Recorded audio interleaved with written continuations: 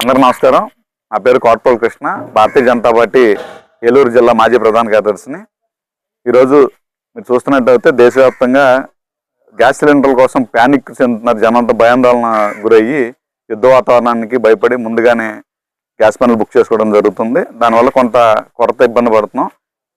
సుమారుగా మీరు చూసుకున్నట్లయితే మునేపల్లి మండలంలో మనకి రోజువారీగా వీళ్ళకి 200 నుంచి 250 గ్యాస్ పనులు ఇక్కడి నుంచి వెళ్తాయి గృహాలకి. కానీ ఈ ప్యానిక్ సిచ్యువేషన్ని కొంచెం భయాందోళనతో గురయ్యి ప్రజలు ఏం చేస్తున్నారంటే ముందస్తుగానే బుకింగ్ చేసేసుకోవడం. దానివల్ల వీళ్ళు 250 చేయాల్సిన బుకింగ్ 250 సేల్ ఉండేది కావస్తే 550, 600 దరిదాపుల్లోకి గ్యాస్ పనులు బుకింగ్ వచ్చేస్తుంది. దానివల్ల ఏంటంటే ఒత్తిడి గురవుతున్నారు.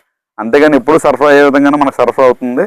మనకి అక్కడ ఇరాన్ ఇరాక్ యుద్ధాల వల్ల ఏమవుతుందంటే కొంత ఆ జలసంధి మార్గం ఏదైతే ఉందో దాన్ని మొన్నటిదాకా బ్యాన్ చేయటం, దానివల్ల గ్యాస్ కొరత రావటం వల్ల ఏంటంటే కమర్షియల్ వాటికి కొంత ఇబ్బంది పడుతున్నాం. అంతేగాని గృహాలకు ఎట్టి పరిస్థితుల్లో కూడా గ్యాస్ సరఫరా నిలిపేయడం అనేది లేదు. అవాస్తవాలు ఇవన్నీ కూడా మీరు సోషల్ మీడియా అవాస్తవాలని ఏమీ కూడా నమ్మాల్సిన అవసరం లేదు. నిన్న కూడా మనకి రాష్ట్ర మంత్రివర్యులు నాదెండ్ల మనోహర్ గారు అలాగే చంద్రబాబు నాయుడు గారు కూడా దీని గురించి పూర్తిగా స్పష్టత చెప్పారు. కేంద్రం నుంచి పూర్తి సహకారం అందుతుంది. అలాగే ఇక్కడ స్థానికంగా ఉన్నటువంటి ఎమ్మెల్యే గారు కూడా కామినేని శ్రీనివాస్ గారు కూడా మన కైకలూరులో కూడా గ్యాస్ ఏజెన్సీ వాళ్ళ దగ్గరికి సందర్శించి అక్కడ ఉన్నటువంటి ఇబ్బందులు ఏమవుతా ఉన్నాయో తెలుసుకుంటున్నారు. మేము కూడా ఇక్కడ చెప్తున్నాము, ఏదైనా బుకింగ్ కోసం అని చెప్పేసి వేచి ఉన్న ప్రజలు కానీ ఎక్కువగా ఉంటే కానీ ఎండ తీవ్రత లేకుండా కొంచెం వాళ్ళకి టెంట్లు వేయమని చెప్పేసి ఏజెన్సీ నిర్వాహకులకు చెప్పడం జరిగింది. అయినా కూడా మీరు అర్థం చేసుకోవాల్సిన ఏంటంటే ప్రజలకు ముందుగా చెప్తుంది, మనకి ఇప్పుడు ప్రభుత్వం కూడా అవినీతిని అరికట్టడం కోసం దళారులను అరికట్టడం కోసం ఓటీపీ వ్యవస్థను తీసుకొచ్చింది. ఓటీపీ ఉంటే కానీ వీళ్ళు డెలివరీ ఇవ్వని పరిస్థితి ఉంది. ఓటీపీ వస్తే ఏంటంటే ఏ వినియోగదారుడికి అయితే రావాలో వాళ్ళకి లబ్ధి చేకూరుతుంది. కాబట్టి ప్రజలందరూ కూడా ఎటువంటి భయాందోళన చెందాల్సిన అవసరం లేదు. ప్యానిక్లో మీరు బుక్ చేసుకోవాల్సిన అవసరం లేదు. సగటున ఒక కుటుంబానికి వచ్చేటప్పటికి 6 నెలలకి 6 బండ్ల సంవత్సరానికి ఉపయోగపడుతుంది అనేది మన లెక్కలు తెలుస్తున్నాయి. దాని ప్రకారంగానే మనకి వినియోగదారులకు అందుబాటులో ఉంటాయి. దేశవ్యాప్తంగా మన రాష్ట్ర వ్యాప్తంగా చూస్తే రోజుకి 2,70,000 సుమారుగా బుకింగ్ జరుగుతుంది.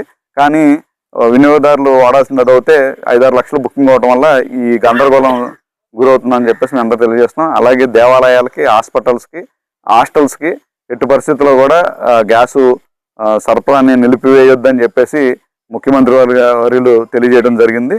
కాబట్టి హాస్టల్స్ విషయంలో కూడా ఎట్టి పరిస్థితుల్లో కూడా విద్యార్థులకి కానీ ఎటువంటి అంతరాయం కలగదు. మీరు ఎవరు కూడా భయాందోళన చెందొద్దు.